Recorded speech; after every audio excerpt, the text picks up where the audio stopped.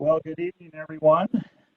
My name is Rick Coates. I'm with the Benzie Area Chamber of Commerce, and thank you for joining us tonight for our Benzie Broadband Summit. And part of the Benzie Broadband Initiative that the Chamber of Commerce and others in Benzie County are working to get started. So we really appreciate you being here tonight. Just want to go over just a couple of little house items for this evening. We don't have chat, we have Q&A, so if you have questions, all of the panelists will be able to see your questions, and they'll be able to respond to those. One of the first questions that came in was, what was the music you were listening to when before we started? That's Kraftwerk from 1976, We Are the Robots. So a German band.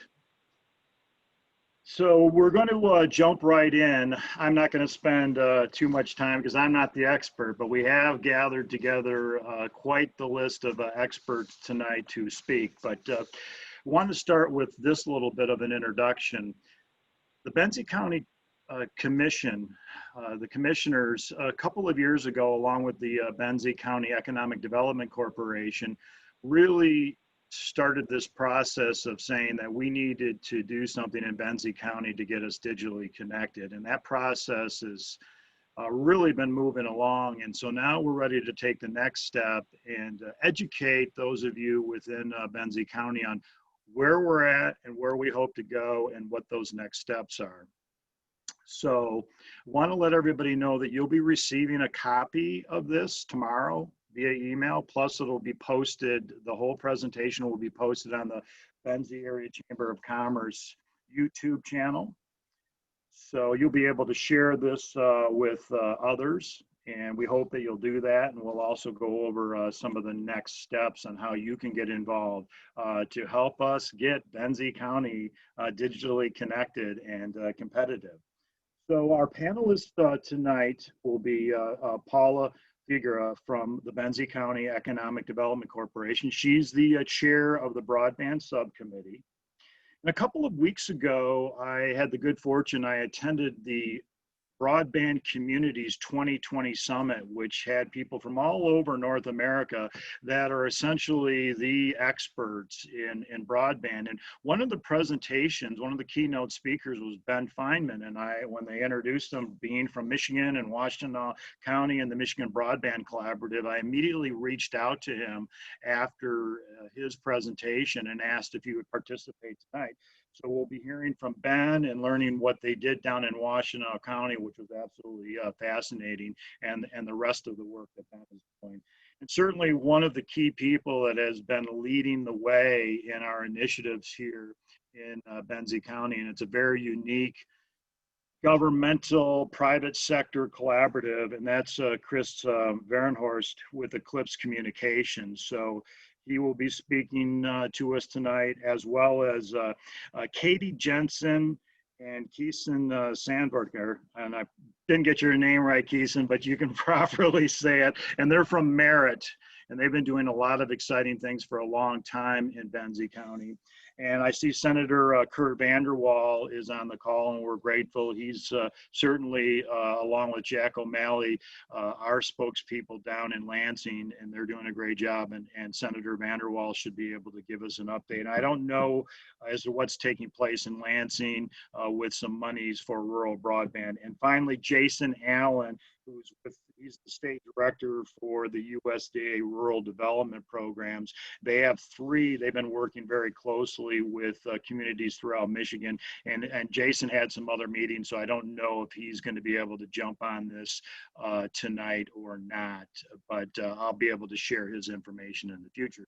Then we'll wrap up very quickly at the end with just some next steps and how you can get in touch with those of us that are working on making broadband more accessible in Benzie County and how you can be a part of that process. And certainly also we'll send you the contact information of each of our panelists. So with that, Paula, I've spoken enough, and I will turn everything over to you and stop sharing my screen and see if it'll allow you to share your screen. Not yet. Not yet. So let me do this. How about if I do share screen to all panelists and see if that works now. Yeah, bear with us. This is the first time we've done a Zoom, I've done a Zoom webinar. So here we go. Thanks, Paula. All right. Well, thank you, Rick, for the introduction. So rather than introduce myself, I will just jump in. So I'm going to try to keep it short tonight, but my agenda here will be talk a little bit about who we are, what is broadband, so kind of broadband 101, what sorts of activities we've been doing and what we're planning to do, and then I will go through, I've got some maps that show a little bit about the current state of broadband and the providers that we have or access in the county. So who we are, as Rick mentioned, we are the EDC has a subcommittee that is made up of a few EDC members plus some interested members of our community that is specifically focused on what we can do to improve broadband access in the county. We've been, we started probably just over a year ago. We have a memorandum of understanding with Eclipse Communications, and then we are also working in collaboration with Merit Network. Our mission, so this is sort of a mouthful, but our mission is to foster the advancement of affordable, accessible, high-speed internet throughout Benzie County using working partnerships with private sector businesses, nonprofits, and governmental agencies in order to facilitate competitiveness in existing businesses, encourage new businesses and entrepreneurs, and also improve career, educational, and healthcare opportunities.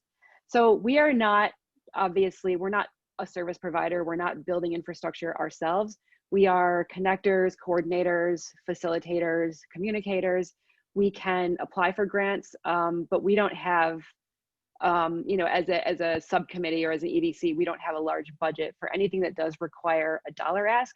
We would then go to the Board of Commissioners for approval. So what is broadband? I ruthlessly stole this definition from Merit because I really like it. I like it because there are no numbers attached to it, but an internet connection sufficient to support modern networked applications. And I think it speaks to the needs that broadband should serve versus, you know, again, numbers, and that need is going to continue to increase. So what is sufficient today may not be sufficient 5 or 10 years from now. So again, I took this from Merit as well, but I really like these definitions. There are 3 key attributes to broadband: bandwidth, latency, and data caps. And so bandwidth essentially is how much data can flow through a pipeline at one time. And the FCC defines broadband bandwidth as 25 megabytes per second download and 3 megabytes per second upload. I think, you know, again, looking to the future, that might be sufficient today, but we should really be setting our sights on a bandwidth of 100 megabytes per second as, you know, our goal for, you know, true sufficient broadband. And it should also be symmetrical. So 100 megabytes per second upload, 100 megabytes per second download. The other attribute is latency. So that's the amount of time it takes a piece of data to travel from one place to another. And when latency is high, things like a Zoom call or an online, you know, an online classroom session, you're really going to notice high latency because you're going to have a lag, and you're going to have you know, kind of delayed communication. So latency should really, for sufficient broadband, latency should really remain below 100 milliseconds. And then finally, data caps. So there should, true broadband should not have data caps. A data cap is a limit on the amount of data that you're allowed to use. Typically, it may be per month. And in a lot of cases, a provider will, you know, once you reach that cap, they will either cut it off, they will throttle it to the point where it's barely usable, or they will charge you through the nose for any additional data that you use. So that is, you know, having data caps is, you know, is not really realistic. So finally, broadband infrastructure really consists of 3 main components. There's the backbone, which is, you know, those are the large capacity trunks that cross regions for long distances. So if you look at a map of the US and you see like a broadband network, that's really the backbone. The middle mile is what links the backbone to a service provider's hub or, you know, anchor institutions. So Merit is a good example. They have a fiber line that runs through Benzie County and services the Benzie County Government Center. And then there's the last mile, and that is what brings the connection to, you know, homes and businesses. And Eclipse would be a good example in Benzie County of that last mile service. So different types of service. Fiber optic is going to be the gold standard. Most backbone, if not all, and middle mile lines are going to be fiber optic. Fiber optic can also provide last mile service to the home. It's also very, very expensive to lay fiber lines. So while we would ultimately love to have fiber running to as many homes as possible in Benzie County, our solution is going to require a combination of technologies because of the low population density that we have. Fixed wireless is also great. It uses long-range antennas to broadcast the service directly to homes and businesses. Eclipse uses fixed wireless. Most of the infrastructure improvements we'll be looking at for Benzie County, at least in the short term, are going to consist of adding infrastructure for fixed wireless. It's really an excellent option for rural locations with low population density like ours. One challenge with fixed wireless is that it is a little bit trickier to implement when you have things like hilly terrain, foliage, things like that that could get in the way. Cellular and satellite, I won't spend too much time talking about those, but typically they're expensive. You're going to have low data caps, and with satellite especially, you will have, you know, high latency. So Starlink is a subsidiary of SpaceX, and there is a beta coming up soon for their low Earth orbit satellites. So that's definitely something that we'll want to keep an eye on, but that beta has not been opened up to the public yet. And then DSL is typically not really considered a fantastic option. So in terms of what we're doing in the short term, we're looking at trying to improve tower accessibility as much as possible. So shooting for 65% tower accessibility. We have been building out infrastructure and coverage maps to help us get a visual of what our coverage looks like in the county. We have been applying for grants and then also supporting Eclipse in their application for grants, helping to get letters of support, things like that. We've built out a communication strategy and plan, of which this presentation is a part. And then we are working on getting a countywide engineering study. And this engineering study is going to be really important for helping us lay the roadmap for the near term and long term. So over time, what we ideally want to see is, you know, more tower coverage, but then also, you know, very strategically identifying where we can start to lay fiber. So I'll run through a few maps. Here, this is where the Merritt fiber line runs through the county, and it runs along US 31 from the southwest to the northeast, or the east side of the county. It serves anchor institutions, as I mentioned before, and, you know, there could be the potential for additional branches or loops if it makes sense strategically. This is where, so in any of these additional coverage maps that I show, I will have to put a caveat on these, because the source of this data is from the FCC, and this is data that these providers have reported to the FCC as areas that they cover by census block. So I think to a point you have to take this with a grain of salt. But according to Charter, these are the census blocks that they service. They have pretty okay coverage in most populated areas of the county, but not really any coverage in areas of the county that are more sparsely populated. This is what AT&T coverage looks like. Now, this is not AT&T cellular service. As far as I can tell, it looks like this may be DSL. The speeds are advertised as up to 18 megabytes per second download, which means it's probably much less than that and not really a good candidate to be considered broadband, in my opinion. CenturyLink coverage is mostly in the northeast part of the county. They advertise up to 40 megabytes per second. I do know anecdotally that that's not exactly the case. Not sure. I think typically, you know, in terms of our strategy for the county, when we look at that, we don't necessarily look at these large providers as being, you know, someone that we would look to provide adequate broadband in the long term. I think typically companies like this are going to do what's most profitable. So not necessarily serving a lot of the sparsely populated areas. And then lastly, we have Ascentech, which is down in the bottom corner of the county. I do not have a current map of Eclipse, so I will leave that to Chris, who will also be presenting. The only map that I have right now is outdated, and I know that they've been doing a lot of work since then, so I don't have that map yet. So this is strange. So I did have a map that showed the number of households with school-age kids by census block. I will be putting this also on the EDC website, so I will make sure that this map is functioning. So we've also got additional census data that shows number of households by census block, population by census block. And we have, additional maps that we'll be looking to pull together and put on the website as well.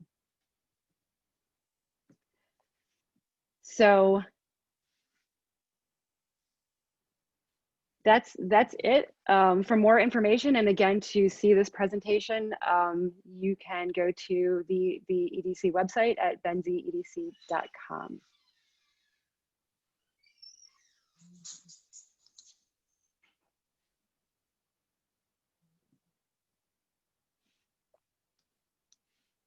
Okay, thank you very, very much. I was answering questions. We're getting people that are reaching out via Facebook and all of that. So thanks so much, Paula.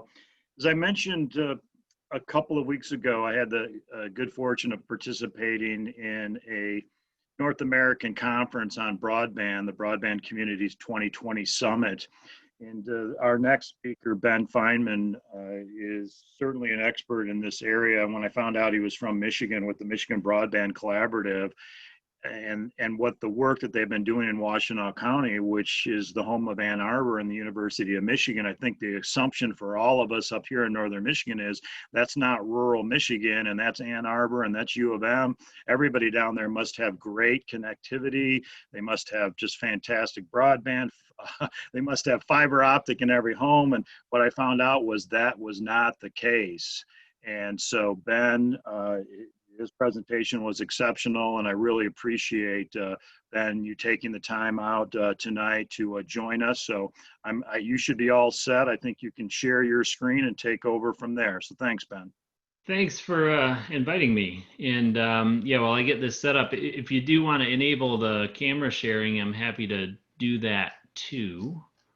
But let me find my screen share. Okay. I think it's this one. Is that coming through okay? Not hearing otherwise, I'm going to assume that looks great. It looks great. Yes. Great. All right. So yeah, as Rick mentioned, I've been active in the broadband space for a number of years now, and got into it for the same reasons as you folks, I expect, are all here tonight, that you're interested in getting broadband in your own communities. So I'm going to talk a little bit about what's happening specifically in my neck of the woods, but also at a higher level. We always get asked how other communities can achieve the same kind of success. So I'll talk a little bit about that too. But I want to start by saying there's a great presentation from Paula, and it's clear that the work that you've done so far is exceptional, and you're well on your way to solving the problem. So congratulations on that. So at a state level, you're not alone, and there's over 300,000 households in the state of Michigan that don't have broadband access. And this is, again, based on that FCC data that we know is underestimating the magnitude of the problem. So it's actually much more than that. But according to the FCC maps, coverage in the state of Michigan looks something like this. The red areas are areas that have broadband, and the white areas are areas that do not. So as discussed, it's very focused around areas that have population density. And I won't belabor the importance of broadband, other than to say that this quote from Susan Crawford, a former technology advisor to the president, who said, "Truly high-speed wired internet access is as basic to innovation, economic growth, social communication, and the country's competitiveness as electricity was a century ago." And I do believe that.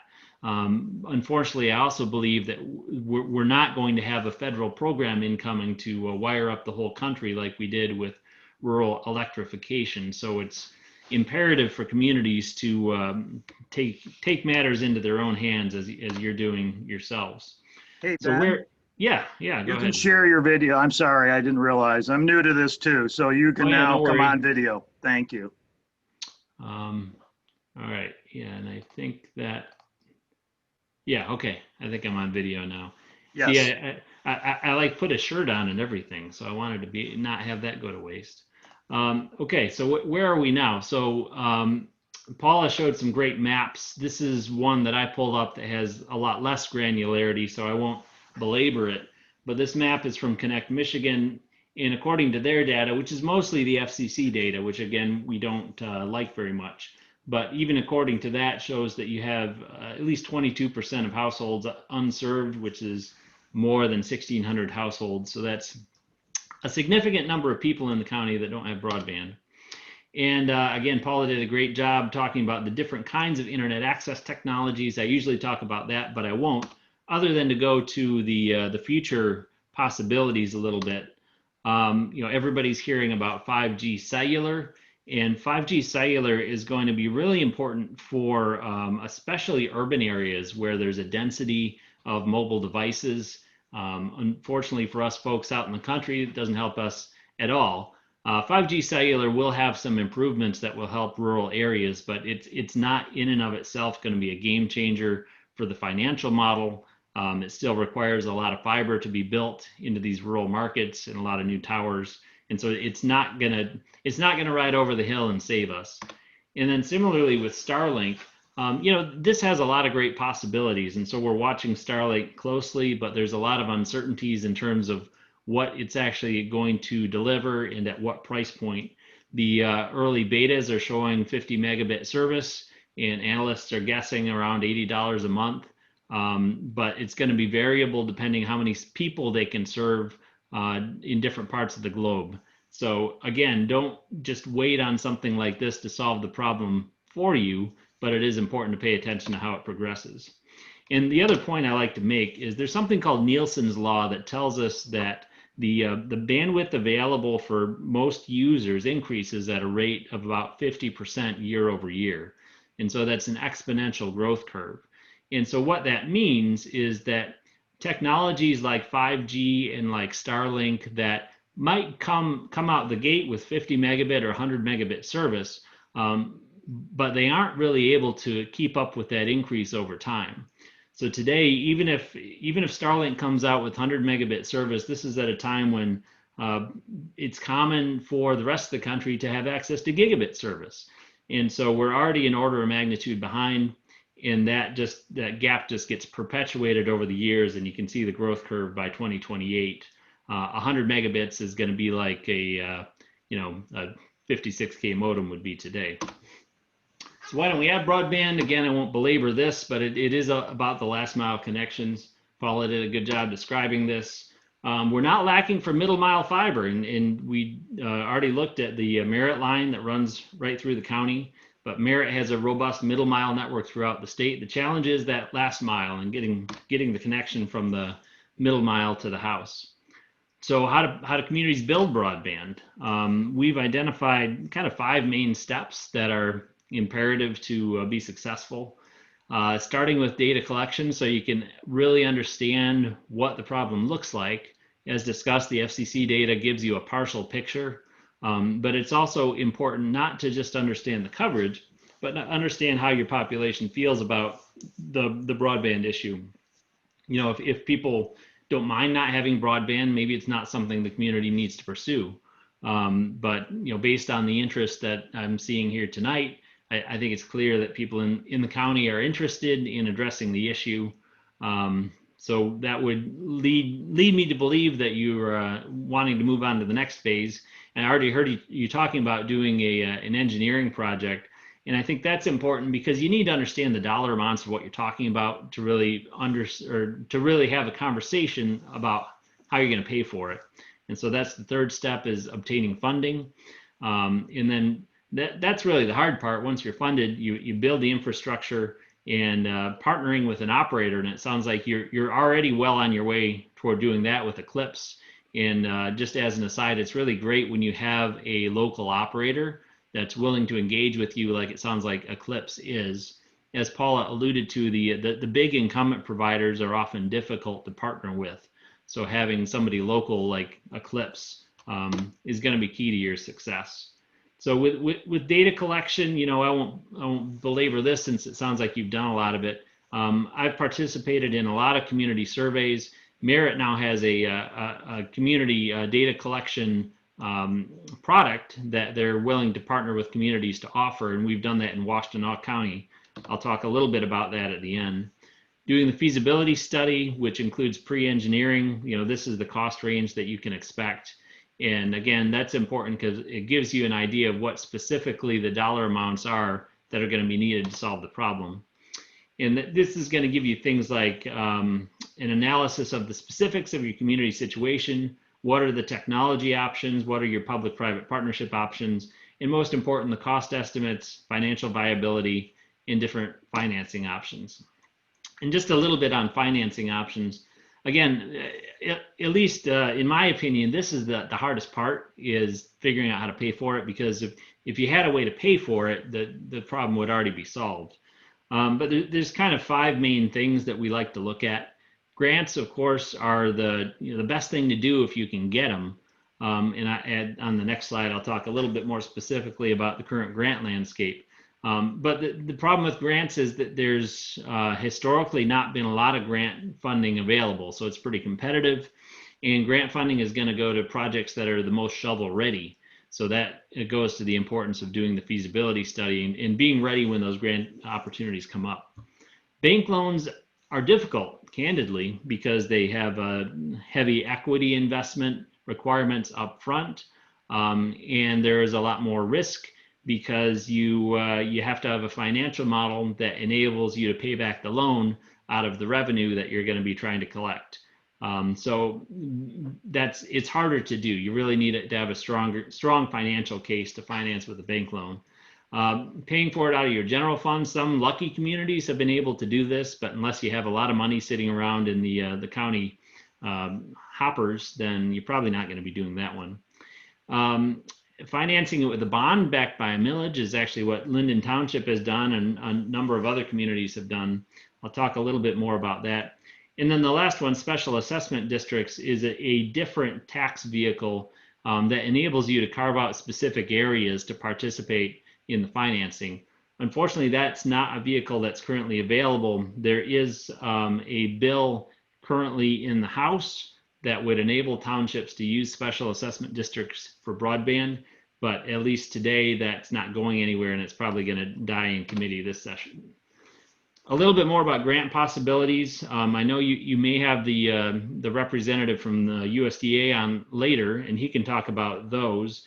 The biggest one coming up is the Rural Digital Opportunity Fund, and that's a reverse auction starting later this month that's going to be dispersing $20 billion over the course of the program.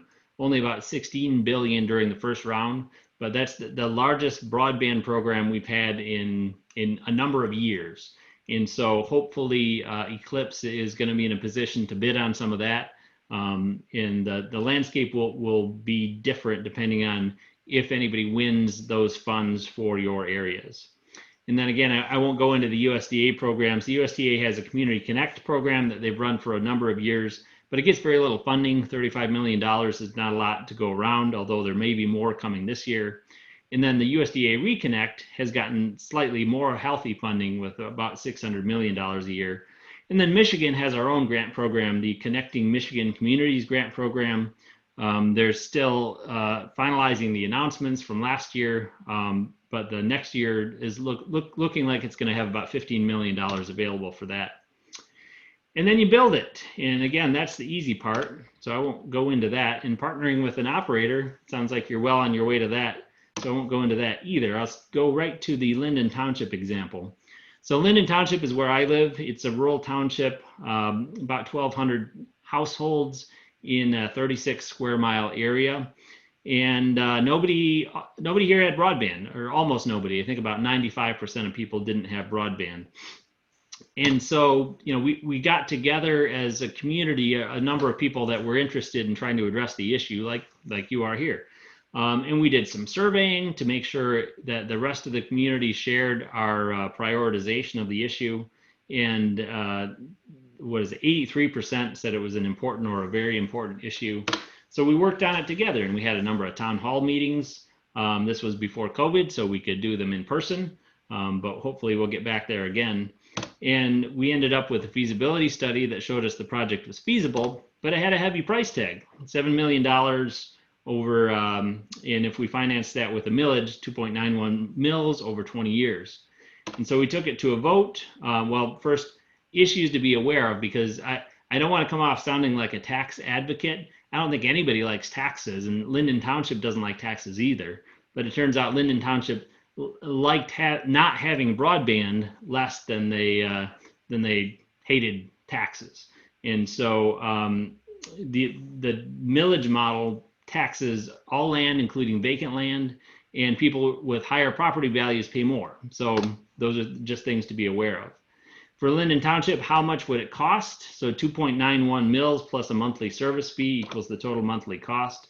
For the basic level of service, which is 50 megabits, that's $35 a month. And the average tax that the average property owner would pay is $23 a month. So that's $58 a month total.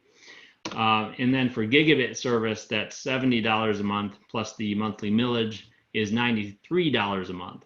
And so if you're familiar with the broadband market, $93 a month for symmetric gigabit fiber is a pretty good price. And so people were bullish on that model. And well, I guess I'm getting ahead of myself. The other issue to be aware with broadband is if you do get access to broadband, it can significantly increase your property value. And so in this example, 2.9 mils for 20 years is going to cost the average property owner $5,500, which is quite a bit. But going from nothing to having fiber optic, studies have shown increases the property value by about 7.1%, which is an over $13,000 property value increase. So it's a net win, even when accounting for 20 years of paying the tax. And people saw this was a benefit, and so it was a resounding victory, won by a 2-to-1 margin with a record voter turnout of 43%. And so this is what we have today, is fiber to the home to every household in Linden Township, and service levels are 50 megabits for $35 a month, 250 megabits for $45 a month, and gigabit for $70 a month. No data cap symmetric service. And I want to emphasize, it is a public-private partnership. So the community financed the fiber optic network, but the township had no interest in being the service provider. So we partnered with a private operator, which is Midwest Energy and Communications. They're actually a nonprofit electric cooperative that provides fiber to their own customers. And they were willing to come in and partner with us. So they're the ones that are actually the service providers for Linden Township over the fiber that the public owns. So Linden Township's in Washtenaw County. We're not the only township in Washtenaw County that has this issue. So we have been working to address this at the county level as well. And we formed a broadband task force under the Board of Commissioners. I think it's great that you're doing it under the EDC, by the way. I think that's a great model as well. And part of the project that we completed over the summer was working with Merit to do a countywide data collection. So according to the FCC, this is what the coverage looked like in Washtenaw County. And Keeson, apologies if I'm stealing some of your slides, because that might be. But the green was areas that are supposed to have broadband, and red is no broadband. And after Merit did the data collection, this is what it actually looks like. So the green are areas where there is broadband, and our data agrees with the FCC. The red are areas where less than half of the people have broadband, but the FCC data says that everybody there has broadband. So the picture on the ground is a lot different than the picture the FCC data paints. And so I think it's really important to do that extra step to quantify the issue so you can understand it. It doesn't actually look like this. The coverage actually looks like this. And I'll just wrap up by saying that addressing this at a municipal level is a great model. And again, the municipality doesn't have to be the service provider. I really like public-private partnerships. I think public ownership of the infrastructure with a private operator is a great way to approach things. There are a lot of communities in Michigan that have municipal broadband projects, and these are some of them. And if you look nationally, there's over 500 communities around the country that have engaged in broadband at the municipal level. So I think it's great what you're doing. If I can be of any assistance as you travel along this journey, I'm happy to do that. And so feel free to reach out to me here, Ben at mbcoop.org. That's all I got. Thanks so much, Ben. I appreciate you taking the time out tonight. And again, we'll be sharing slides and everything in this video so people have an opportunity to be able to see it and share it as we continue to expand our education of what we're trying to accomplish. As a matter of fact, well over 100 people signed up just so they could get the video sent to them because they couldn't participate tonight, school board meetings and everything else. So with that, we'll turn everything over to Chris Varenhorst from Eclipse Communications, who, as we were talking earlier, and Paula said that the EDC and the Benzie County Commission have forged this relationship with Chris. And then we also heard, obviously, from Ben saying how important it is to be able to have this local provider. So with that, Chris, if you want to share your screen and share your video, you are all set. Thank you. Can you hear me? Yes, yes, we can hear you loud and clear. Okay. One moment here. Okay.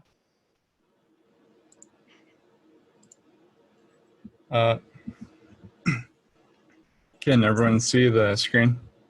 Yep, it's nice and clear, Chris. Does my mic sound good? It could be a little bit louder, but I think it's okay. How about that?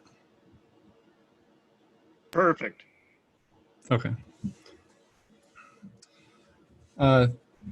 Thank you, Rick, for the introduction. And I have to say, Paula and Ben presentations were great. Came to the realization mine is dry, per usual. Try to spruce it up a little bit as I go through it. A lot of stuff to talk about, but I'll try to breeze through it without going on a tangent, which I'm known for. See a lot of people I know here today. A few quick shout outs. I'd like to thank Benzie County, the Benzie County EDC, and the Benzie County EDC Broadband Subcommittee. Our relationship has been spectacular thus far, and I look forward to the evolving nature of our relationship going forward and finding new and novel ways to work together and to work more efficiently with the resources that we have at this point in time. A few extra shout outs, if I may. Bob Boylan, Expert Fulfillment. Brett Burns at TK Security, and I see that Sean and Barb are here from Crystal Mountain as well too. It's good to see you. And last but not least, Steve Campbell, good to see you as well too.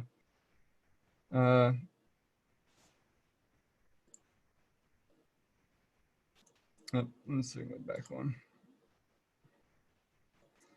So with my presentation today, our work is extensive. There's been a lot of projects and achievements this year, and we can't really adequately describe them within a 10 or 15-minute window that I have. But in light of that statement, feel free to contact us for more information. If you'd like to go out for a lunch meeting, come to the office, or just have a conversation. Information is below, along with my personal cell phone number. You can call me or text me anytime and just ask that. I might need a day or two to get back to you. We're pretty heavily scheduled right now, but I enjoy every opportunity where I can really be allowed to dig in and describe everything that's going on right now and share all the projects that are coming up next year and the year after, and so on and so forth.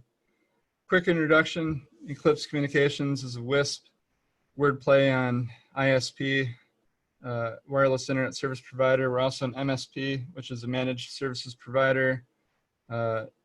More advanced services in the IT realm, and then we do perform a lot of IT consultant services as well too. So you kind of have three silos there, with WISP, or internet services, being first and foremost the category that we spend the most time in, and across Benzie County and internally speaking as well. Local company based in Benzonia, Michigan. The company was formed in March 2016, formally launched in January 2017, but it's also the spiritual successor to a prior business venture that I had with a partner of mine, of which a company we'd formed in 2010. So Eclipse has spiritually been around for 10 years now. However, a lot of the emphasis of our prior work was down in Mason, Manistee, and Oceana counties, not really in Benzie County until the formal launch of the company in 2017.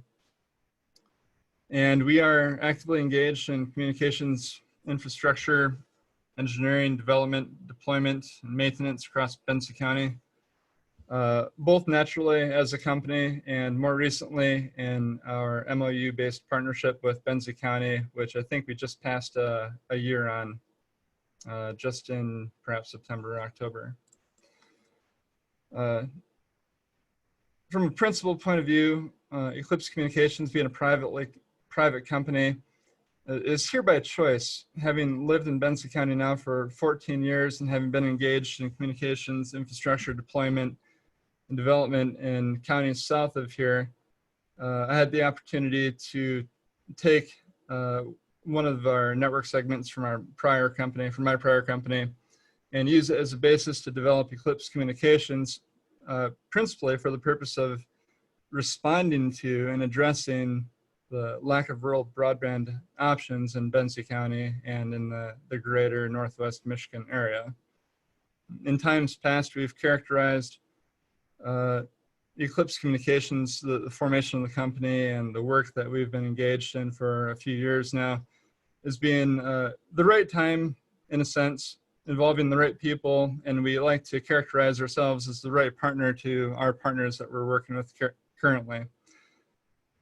In highlighting our MOU, or Memorandum of Understanding based partnership with Benzie County, involving the talents, experience, and knowledge of a lot of phenomenal people across Benzie County. And again, our operations in Northwest Michigan and Benzie County since 2010, with the formation of the MOU and all of these excellent people that we meet sometimes on a weekly basis, we're kind of forming this critical mass here that we can move forward together and have all interests represented and try to achieve the best objectives possible for Benzie County and by extension, Northwest Michigan.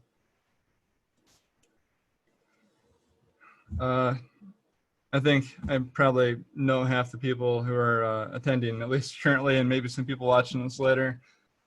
I've had to, this is highly condensed and it's non-exhaustive. There's been a tremendous amount of work this year, both pre-COVID and more recently kind of inspired or accelerated by COVID, and really seeing the intense importance that broadband has to all facets of our society now, where a lot of us could avoid it perhaps in the year 2000.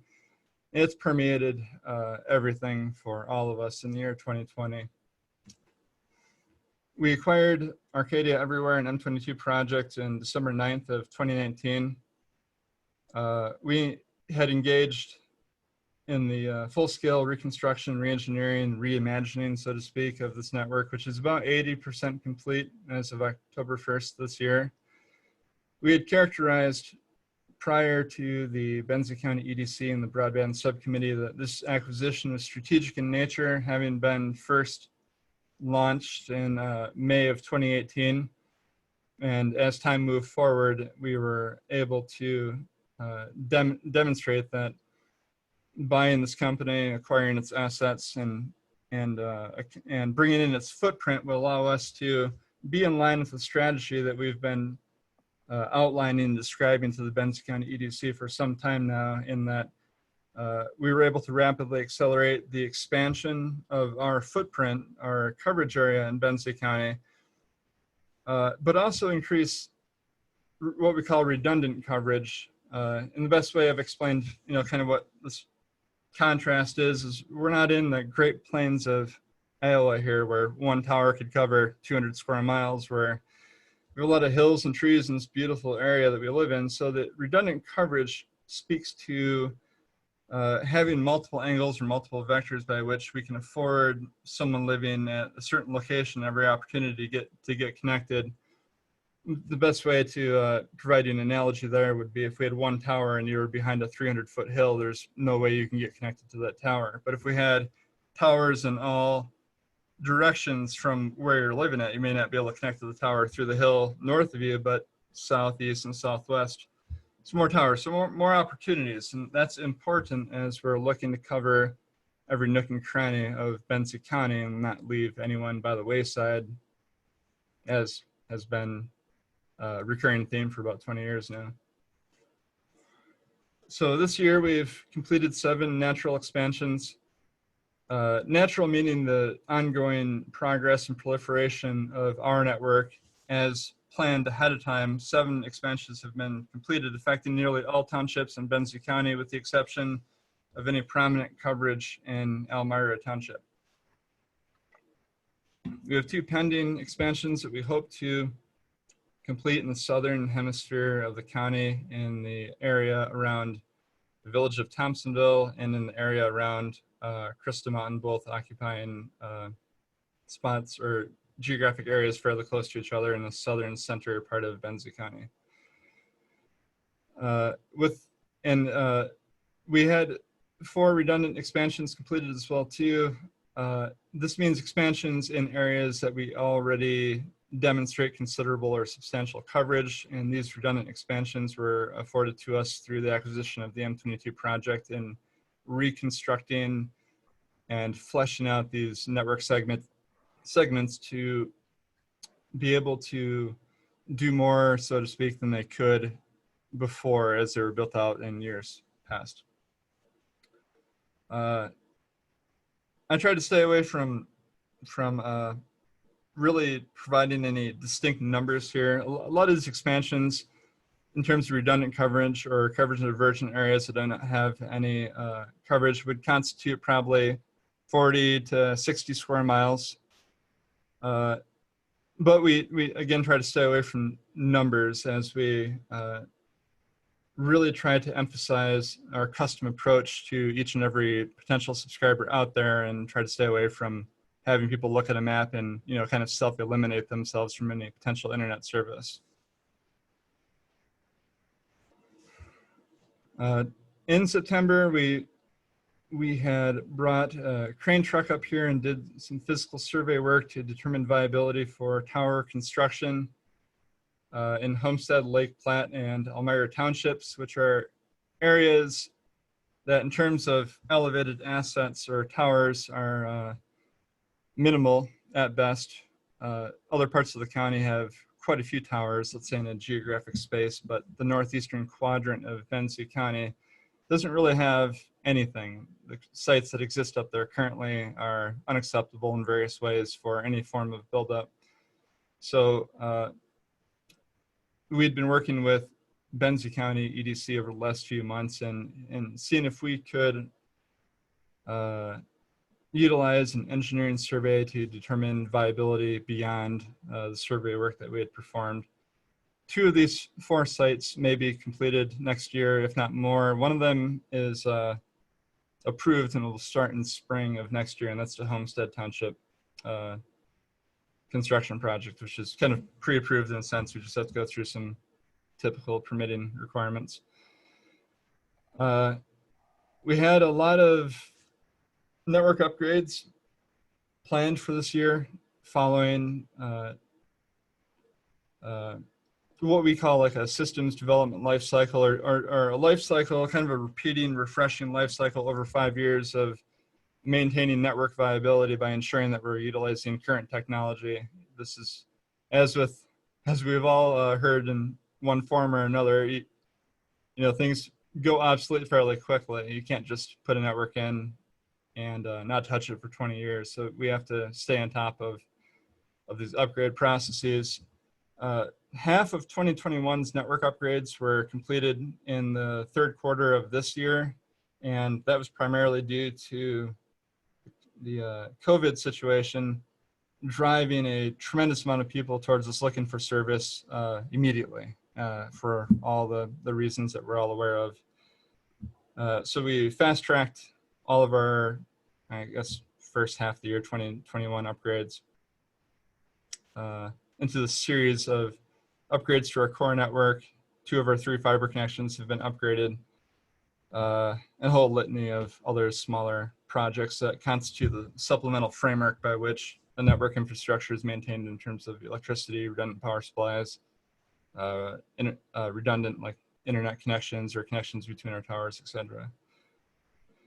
And with all the network upgrade path as it was as such this year, we're also prepared to work in terms of mid-mile preparations, which is working with other providers in the area for either redundancy or to support future services or future growth depending on what part of the county that we're operating in.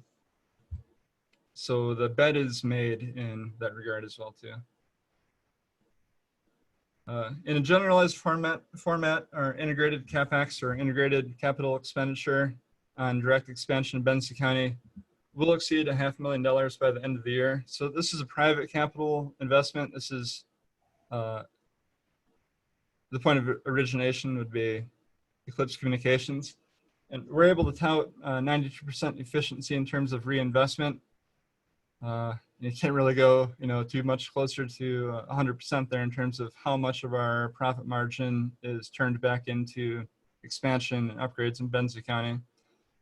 This figure has been fairly repetitive over the last 2 years. We've kind of hovered around 90%. So the grant applications,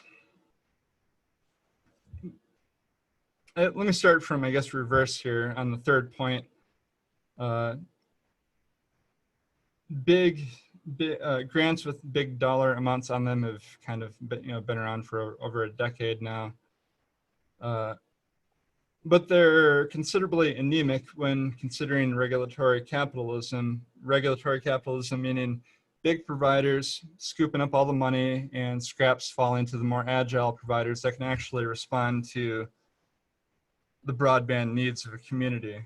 That could be, you could see that in being perhaps a DSL company or a cable company, simply maintaining the network with grant money versus actually trying to expand the network and reach areas that are unserviced. And that's created quite an anemic environment where the more agile WISPs out there or other industry segments that are considered vastly more agile in responding to broadband needs usually don't get any funding or get more of a, I wouldn't say money is useless, but there are useless amounts of money out there where you can't really do anything. For example, if we received $100,000 for a fiber build out in Benzie County, it's far short of the $50 million mark that we'd like to be at. So regulatory capitalism aside, we are working jointly with the Benzie County EDC and the broadband subcommittee in cooperatively applying for grants or supplementing each other in a situation. Let's say a grant was for a municipal entity, we cannot apply for it. We would support Benzie County in its application, vice versa. If a grant is more for a private enterprise, that Benzie County would be able to support us via different mechanisms out there, to try to pump up our application and score more points and try to actually win an award. So we have submitted and will continue to submit for all minor and major grant opportunities regarding rural broadband infrastructure going forward. Until the state or the federal level can earmark usable funds without a lot of other caveats attached to it, we're still going to find ourselves in a situation where grant money is talked about, and there's lots of money available, but we can't certifiably demonstrate on paper that we can meet the criteria necessary. For example, if I recall correctly, the 2019 or 2020 Reconnected grant was awarding about 1/3 of its points towards if you could demonstrate a green deployment using green forms of electricity generation and things along those lines.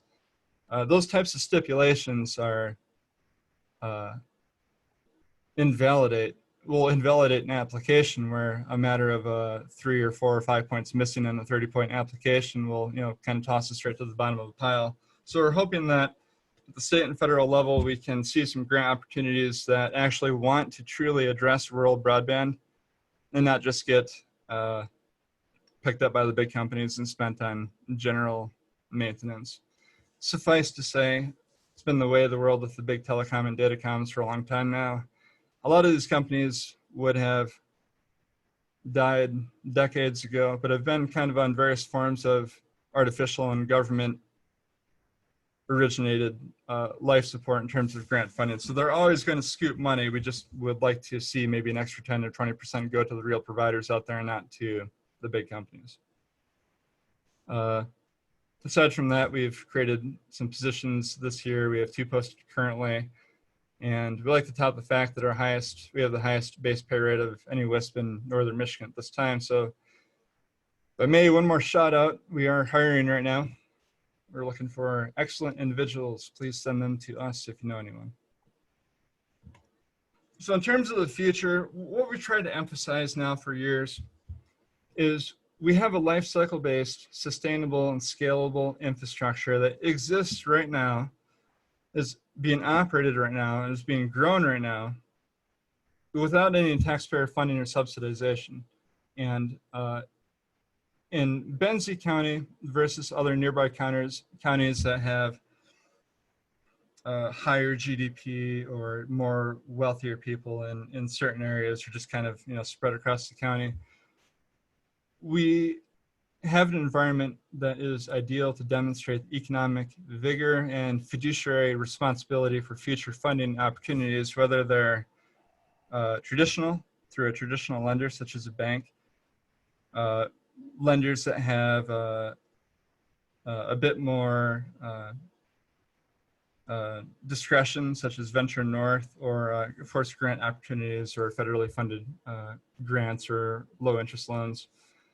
The environment that we have is something that we can demonstrate solvency and be able to demonstrate that it can live on its own. It does not require a lifeline from the government at any point.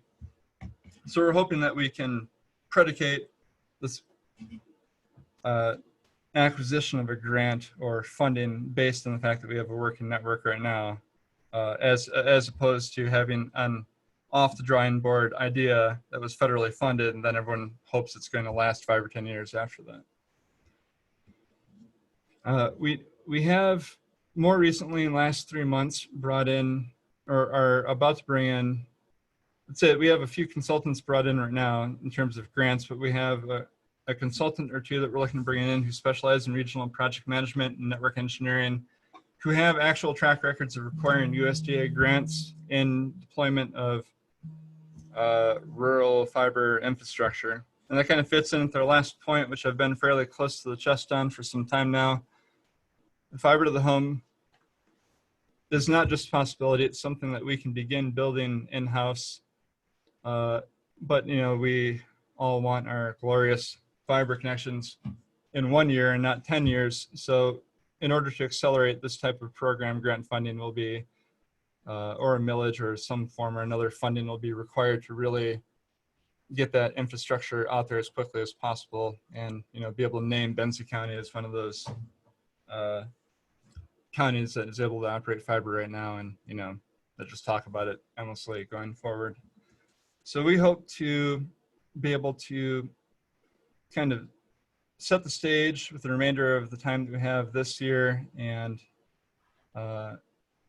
begin acquisition of the necessary equipment, begin putting perhaps this equipment in, and laying the foundation for fiber and a future fiber network, hopefully in Benzie County, in second to third quarter of 2021. So I usually have musings and remarks, but I actually don't have any right now. Of course, if there's any questions, feel free to ask. Feel free to ask afterwards as well too, if that is better for you. And thank you everyone for your support. It's been an insane 3 years now, and there's a lot more coming down the pipeline, and we have quite the elite team assembled right now, and we can't wait to see what opportunities present themselves in the future as we move this ball down the field. Thank you. Thanks so much, Chris. Yes, and we'll do a little Q&A at the end. We do have some questions, so if the panelists can stick around, we'll do that. Also, too, want to just give a nice shout out to Bill Freilich and the team at 9 and 10 News. They caught up with Paula and myself early afternoon, and they ran a nice piece about our initiative in Benzie County on 9 and 10, and people have been reaching out to me wanting to see the video and complaining about their lack of broadband connectivity. So that's been exciting to see. So with that being said, you've heard this name Merit. I was not overly familiar with Merit until I came on with the chamber, and was frustrated with our internet connectivity at the chamber office, and learned that there's fiber optic like right out in front of my office, or our office, and that it's held by Merit. And so I learned a lot about Merit, and they've been major contributors to the work that the EDC is doing and what we hope to accomplish moving forward. So with that, I'm going to let Katie, and there's Katie and Keeson, take over from there. And then if you want to, Chris, stop sharing your screen, and then that'll allow Katie and Keeson to share theirs. Great. Hi, everyone. Can you hear me? This is Katie speaking. Yes. Okay, great. I'll wait for Keeson to get the presentation up. Yeah, we're just waiting for Chris to stop sharing his screen. I can't do anything until he has released it.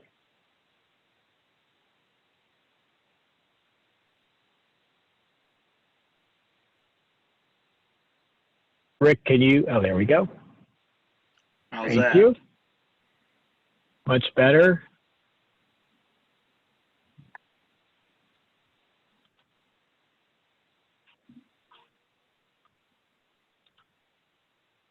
Okay, here we go. Great. Okay. Well, we're going to Great. double team you Can everyone guys. see the screen? We can, yeah. Thank you. We're going to double team everyone.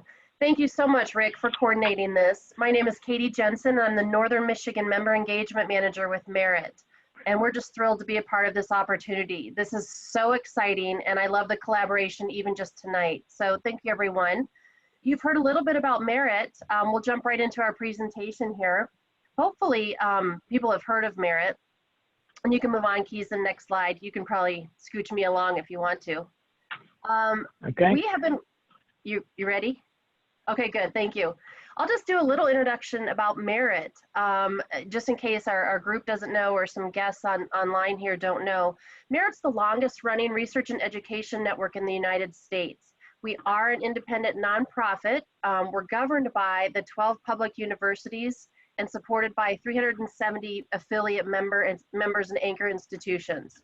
So that includes any kind of schools, libraries, hospitals, townships, municipalities, etc. They are community-facing organizations, and again, you'll see below, education, library, government, healthcare, and nonprofit sectors. So that's our lane, that's our wheelhouse. We were funded by the the National Science Foundation years ago, and turned it into a triad between 3 of our governing members, University of Michigan, Michigan State, and Wayne State University. And that triad started out years and years ago as the Michigan Education Research Information Triad. Acronym equals Merit. So we're thrilled about that. We've been working with the Benzie County government and the county in general since 2011. Merit has provided fiber internet. So we have a good, hearty 9, almost 10-year relationship with this group. We started partnering with the EDC probably a few years ago, and just looking at where our fiber was, what the options are, what the connectivity is. So the demand and the ask has been there for quite some time. We just needed a solution. So we're going to stay with our mission, and we're going to continue to connect organizations and build communities. And the idea here is we're going to provide a network, which is our fiber, and I'll speak to that in a second. You may have seen a map or two. Security services, you name it, kind of community engagement, kind of helping our members along the way, those anchoring institutions get broadband into their communities. And we have those 3 pillars: the network itself, securing that network, and engaging with the community. That's our mission. Okay, next slide, thank you. So you may have heard a little more about Merit Backbone. You may have seen this map, I think, in Ben's presentation. Again, we have nearly 400 affiliates, 700 plus network connections. We have a 24/7 support department, which means you call our support department and you get a human in Ann Arbor. So that's really exciting. We have dedicated account staff. My region is the top 12 counties of the Lower Peninsula, so basically the top third of the Lower Peninsula. I work out of my home office in Harbor Springs, so I'm very, very familiar with the lay of the land in northern Michigan, coast to coast, I cover with my region. Again, 400 miles of fiber that we've put in over the years. We've, again, been in Michigan. We're a Michigan-based company for 55 years.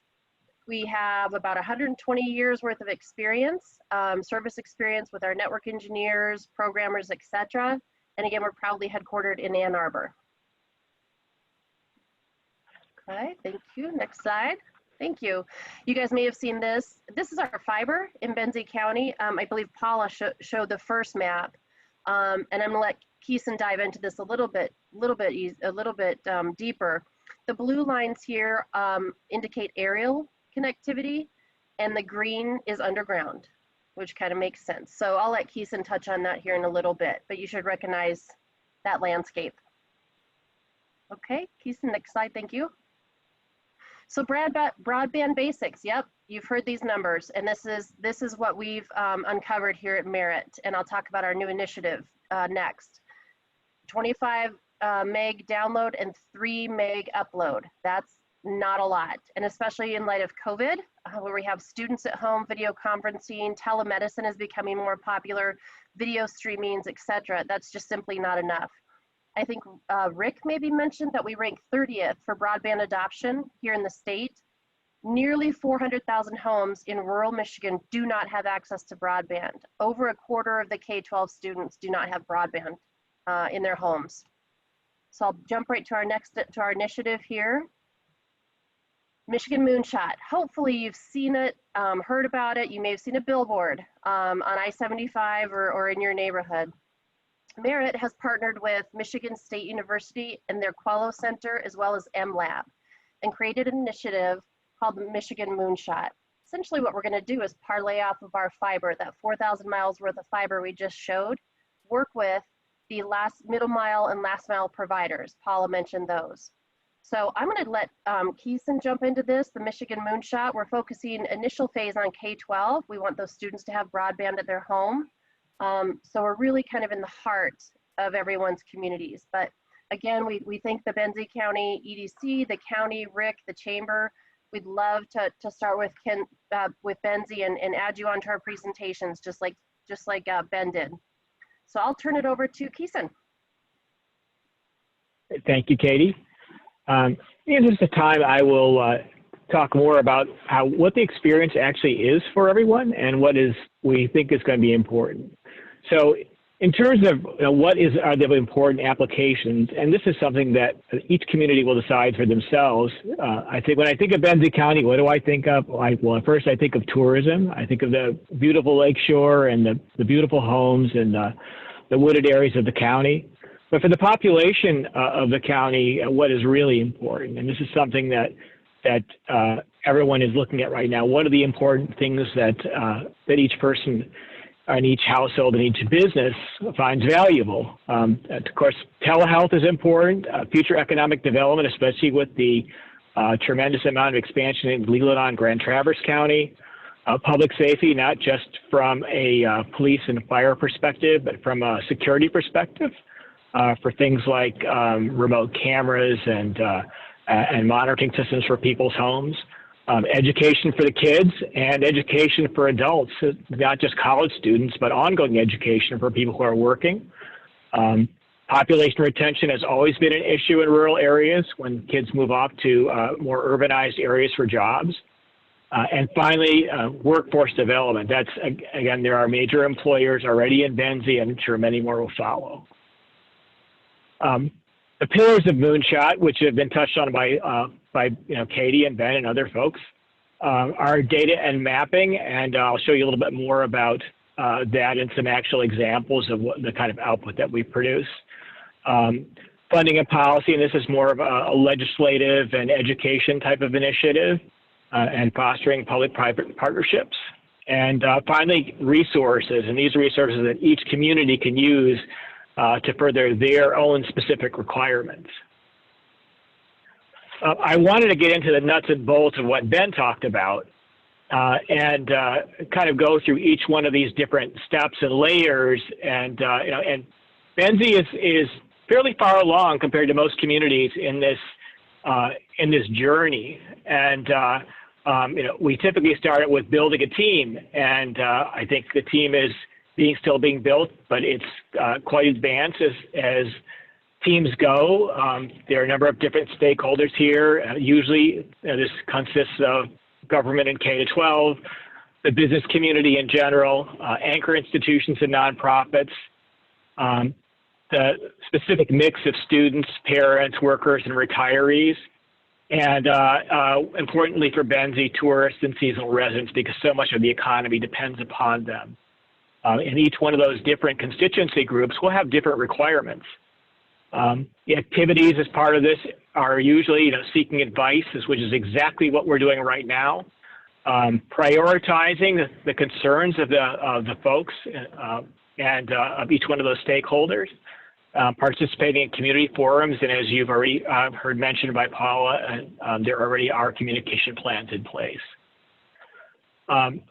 One important piece is really to establish goals and to really scope out the problem. This problem is very large.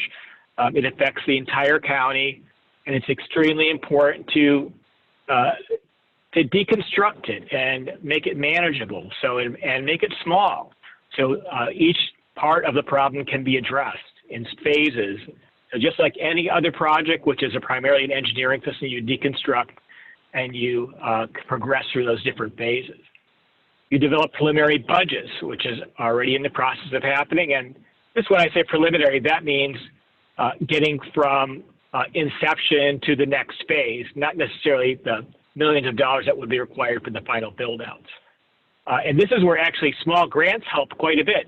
A few $1,000s here, $3,000, $4,000, $5,000 there. All of these help to really get this process kicked off. Timeframes are important as well. We know there's a problem, especially with COVID and the kids being remote. But it's important to look both at a long term and a short term in terms of your time frame. If you want to get things done quickly, certain options disappear. If you have more time, you have time to go for grants. You set up affordability targets as well, which again, extremely important, especially with the number of people on fixed incomes. You want your broadband product to be affordable to everyone in the county, and then set up short-term and long-term bandwidth goals. That's simply because internet usage increases year by year. And a good example, again, is the old definition of broadband with 25 by 3 is insufficient for any more than 2 Zoom sessions.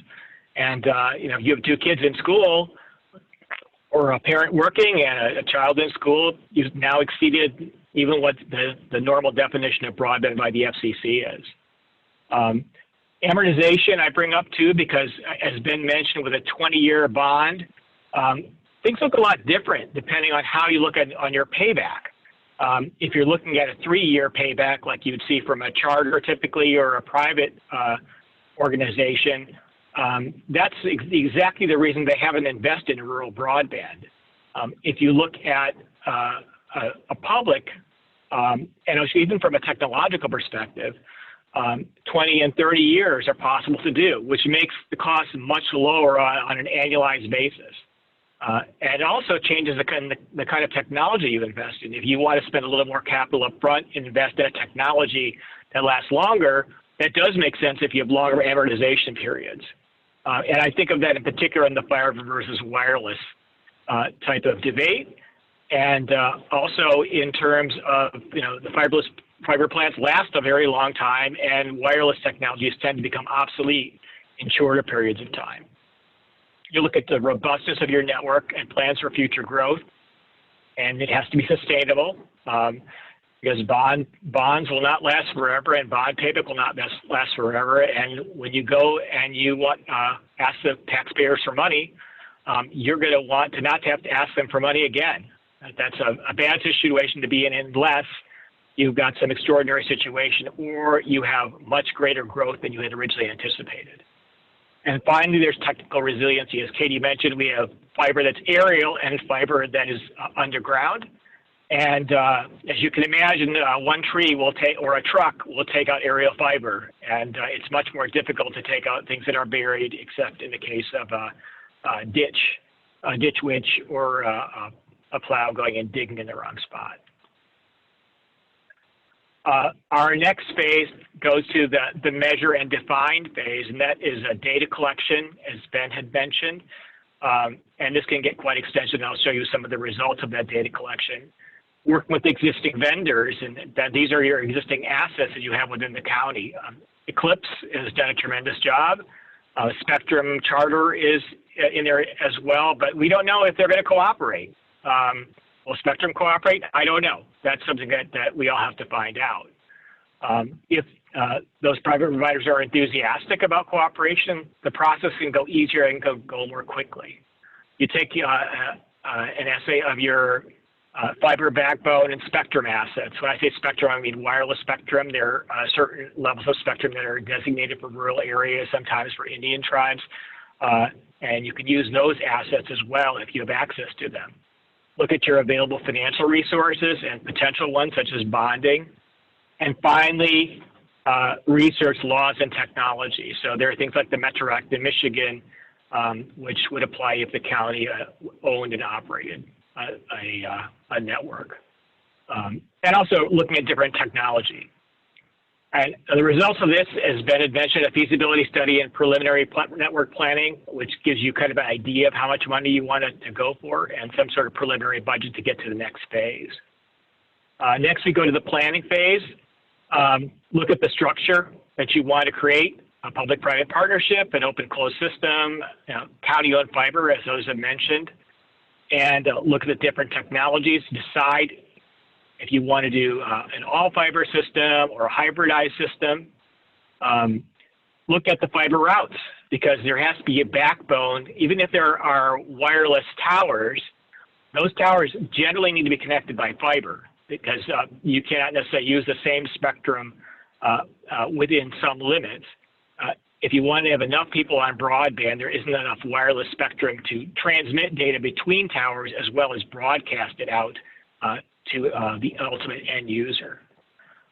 Look at possible wireless sites, and also look at the ability to, let's say, put fiber on poles. So you'll have to see who owns those poles. And finally, projections for revenue that will tell you how far and how quickly and how sustainable your system will be. The build phase is, as Ben said, is the easy part, but it's not really the easy part. It's the part that everyone loves to get to. But again, there's all these different sources for initial funding. Grant money, I would caution everyone, is difficult to get to, especially in large amounts. And part of the reason is that much of that is reserved for rural broadband, and when the FCC thinks you're not rural and you already have coverage, they'd be very unlikely to get any federal money. Whether the state can provide money, I do not know, but there's not a lot in terms of, they're talking about millions of dollars rather than hundreds of millions of dollars, but it may help you get kicked off. And finally, what are the deliverables on this phase? Well, first, the network engineering study, which is a very detailed network plan prior to the build. You have a construction RFP where you select your vendor. And finally, you have a phased rollout, a phased build out. Nothing gets built all at once. Generally, things are built out in a smaller area and turned up. And further build out continues. And finally, you select a backbone. It's typically someone like Merit, who could provide the final connection to the internet. And then you get to your final piece, your operate and maintain. You pick your operator. As Ben had mentioned, there are multiple possibilities for a third-party contractor, or you'll work with a utility like Great Lakes or Midwest, or in some counties have done it on their own, have their own staff. And there are the other functions needed as part of operating and maintaining a network: marketing, publicity, tech support. That's tech support for both the people who operate and for the ultimate end users in case they have problems. And usually some sort of training is provided. And then finally to decide what services in addition to broadband you want to offer. Phone is fairly typical, and that's very important for, especially for retired people, I think, who are areas that have poor cellular service. Sometimes they do television, though a lot less than they used to. And there are other services like Metro Ethernet, which is simply connecting businesses within the fiber framework. And you swing back to more builds as you expand. So to give you an idea of what some of these visualizations that we talked about in the early part of this with data collection look like, I'll show you some of the output that Merit produces. Visualizations, summaries and analysis, GIS or Geographic Information Systems. That's what most municipalities use to manage their fixed assets. Fixed assets being roads and water and drainage, things of that nature. And I'm going to just repeat what Ben said here. I'm from Washington County, just been pretty much the same. But you see again, this slide you've already seen. This is the what the FCC thinks in Washington County. And this is a little bit different color. It's a little more granular. The red part is less than 10% broadband. 10 to 50 is the pink part. 50 to 90, so is the green, and the final one is the 90 to 100, which is the equivalent of where Charter would be right now. But this is what it looks like for, this is the composite map for Benzie County. This is including Charter and including AT&T, as well as Hughes and the other satellite providers. So if you can see here, the entire county is covered. And as we know, that really isn't the case. So swinging back to Washtenaw County, this slide illustrates the gap between what the FCC thinks and the reality. Even though the government thinks that 98% of Washtenaw County had coverage, in reality, only about 37% of the people had the FCC definition of broadband. Of the remaining group, 31% had internet, but less than broadband, and 1/3 had no internet at all. So I would expect Benzie County will be somewhat similar to that in terms of population, or perhaps a little bit worse.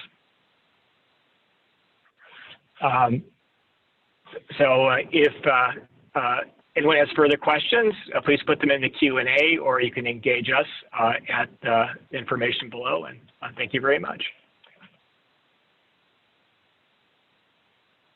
Thank you, Keeson and Katie. We really appreciate your time. And so we're just going to keep moving along. And our last speaker, and Senator Vanderwall, I don't know if you want to come on video. That's great. I appreciate you sitting through this and taking an interest. We know you've been an advocate for us in Lansing. There is Senator Vanderwall. So I'll let him take charge from the comforts of wherever he's lodging. And yes, take it away, Senator. Hey, thank you guys very much. And I first off just want to say I appreciate everybody that spoke tonight. We've been playing around with broadband for the 4 years that I've been in the legislative body. The data that I saw again tonight confirms where we know that what they say has got coverage and what doesn't have coverage is way off from where it is. So, you know, kind of briefly where we're at, you know, in Lansing is that we know through COVID-19 that we have too many Michiganders that have no broadband at all. And what's really become a struggle is the education process. And if we want to continue to expand educationally, expand business-wise, we need to make sure rural Michigan and those underserved areas are protected and taken care of. So we've been working really hard in Lansing with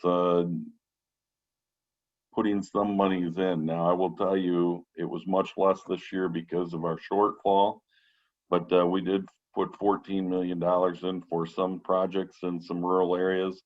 But we also just passed a bill, which was 4288, which is actually monies that will go to truly underserved areas. And where this really works for Benzie County is you guys are way ahead of looking into areas that are underserved, and you actually have that data.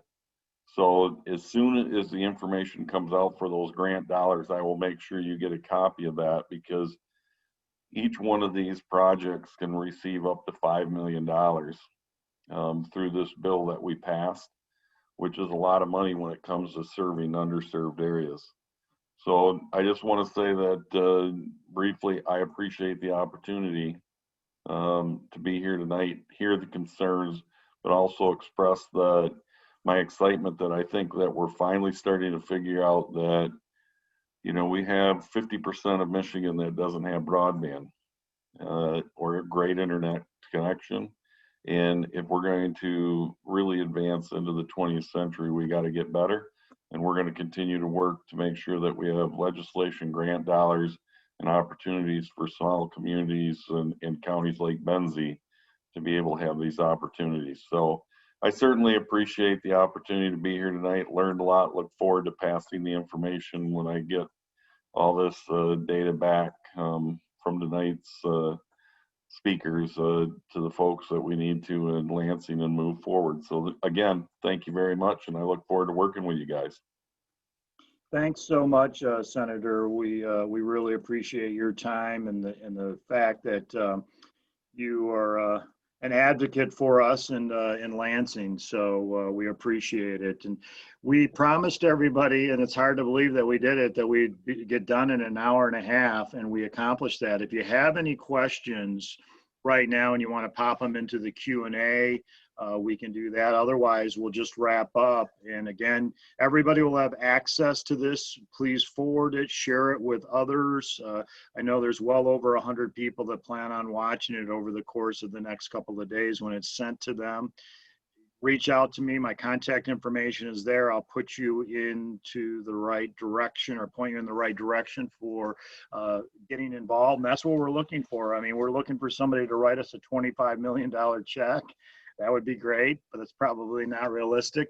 But if you're interested in getting involved, there's just a lot of as you heard tonight, a lot of wonderful people that are committed to this and making sure that Benzie is competitively connected. And that's really what it's all about for our students, for our healthcare, for our agricultural, for our tourism industry, and the list goes on. It's important. And as we look to what our neighbors are doing to the east of us in Grand Traverse County and creating the Creative Coast, and they very much want Benzie and Leelanau to be a part of that Creative Coast with them, we have to be competitive when it comes down to broadband connectivity. So that's our goal. That's where we're headed. So I appreciate everybody for participating tonight, and all of the presenters. And again, please feel free to reach out to Mitch, the Benzie County Commission.